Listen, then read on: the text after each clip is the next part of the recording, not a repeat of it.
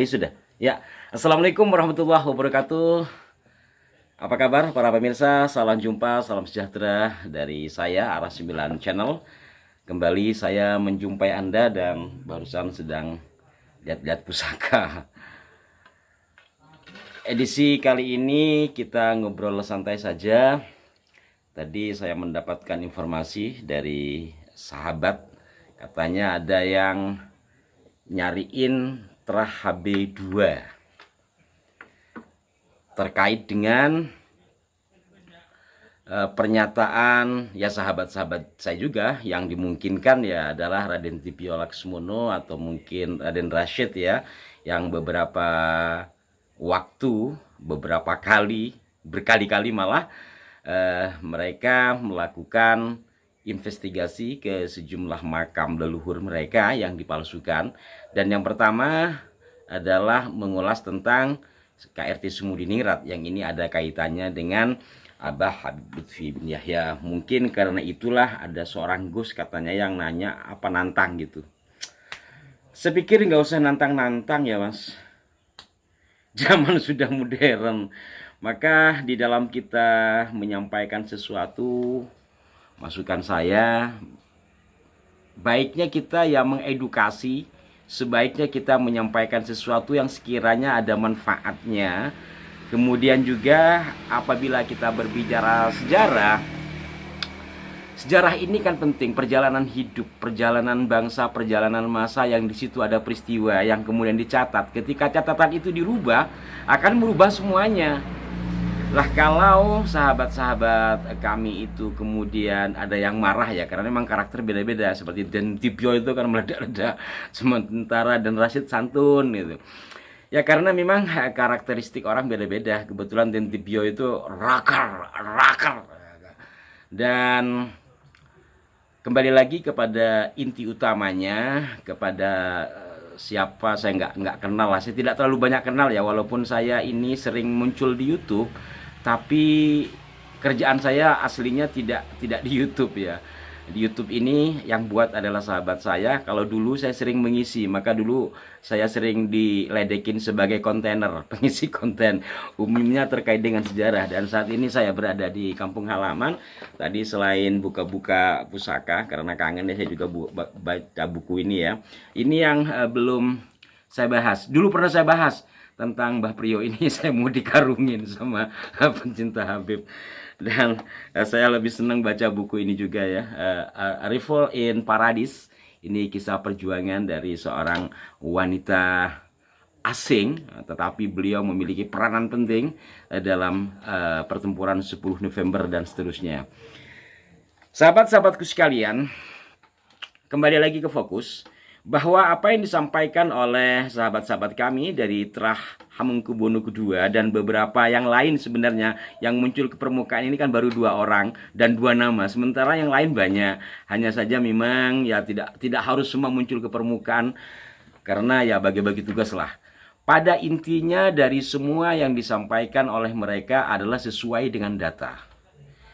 Mereka menggunakan data-data primer bahkan, karena memang mereka satu ya keluarga keraton yang mengakses data barangkali tidak terlalu susah, atau memang keluarga mereka sudah memiliki data-data terutama serat sarasilah. Karena serat sarasilah itu seperti yang dikatakan oleh Profesor Peter Carey kepada saya, itu boleh dikatakan sebagai induk atau sebagai pondasi untuk mengetahui siapa saja keluarga besar Keraton Mataram Islam. Ya lengkap. Dan Rashid menggunakan itu kemarin. Terus apa masalahnya sehingga ada yang nantang-nantang? Maka saya setuju dengan apa yang disampaikan oleh Dan Rashid. Kalau memang tidak setuju dengan apa yang dilakukan oleh mereka atau hasil penelitian dari Dr. Yasir Arafat terkait dengan Sumudiningrat khususnya, ya bantahlah secara ilmiah. Mereka menggunakan serat sarasila sebagai data primer ya, kemudian ada bedah Inga Yogyakarta atau babat panular, kemudian ada babat Geger Sapehi. Geger Sapehi ini yang menulis adalah pelaku sejarahnya, yakni KPA Mangkudiningrat. leluhurnya Dantipio ini. Masih kurang apa? Kok nantang-nantang? Gak usah nantang, bos. Kalau mau nantang, yang nantang ilmu, berdiskusi dengan baik agar menghasilkan sesuatu yang bermanfaat, baik buat para pemirsa kita ataupun mungkin bagi anak cucu kita. Karena dengan mengulas sesuatu sesuai data, selain ini bernilai pendidikan, insya Allah menurut keyakinan saya akan ada pahalanya. Selama YouTube belum ditutup dan masih disaksikan akan ngalir pahala. Tapi kalau nantang-nantang kemudian menimbulkan keresahan, menimbulkan kegaduhan, dan menimbulkan sakwa sangka, kalau ternyata dicatat sebagai amal buruk, ya maka sampai kiamat, sampai YouTube belum ditutup dan ditonton, keburukan akan berjalan. Marilah kita sadar ke sana. Saya tidak sok-sokan ya. Selama ini saya menyampaikan sesuatu, selalu saya garis bawahi bahwa apa yang saya katakan menggunakan data-data. Tetapi kalau memang ada data pembanding dari pembandingnya saya sampaikan, monggo, sifatnya ilmu kok. Saya tidak akan menolak ketika memang ada temuan terbaru.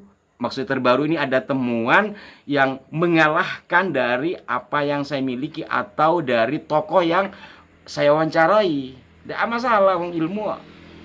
Kalau kita larinya pada keilmu, maka dialektika ilmiah kita insya Allah akan berjalan. Dunia medsos kita dihiasi dengan keilmuan, bukan dengan pertengkaran.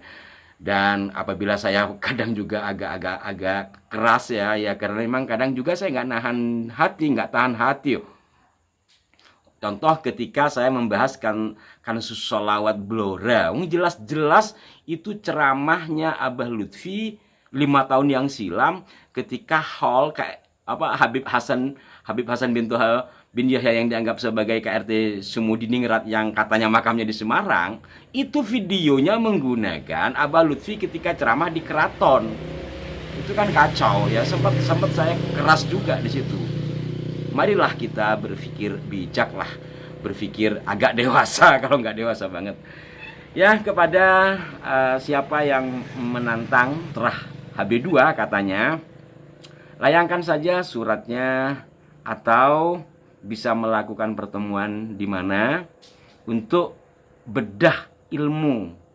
Kalau soal bedah fisik bukan zamannya, bukan persoalan menang kalah atau takut, sudah masa lampau lah itu. Sekarang aja saya pegang pusaka itu ya bukan untuk gagah-gagahan, lebih kepada mencoba belajar membaca dari artefak yang tersimpan dalam bilah-bilah ini, bagaimana secara metalurgi, bagaimana secara filosofi, secara esoteri, itu yang kita pelajari karena ini bukti kekayaan, bukan buat nusuk, bukan masanya lagi.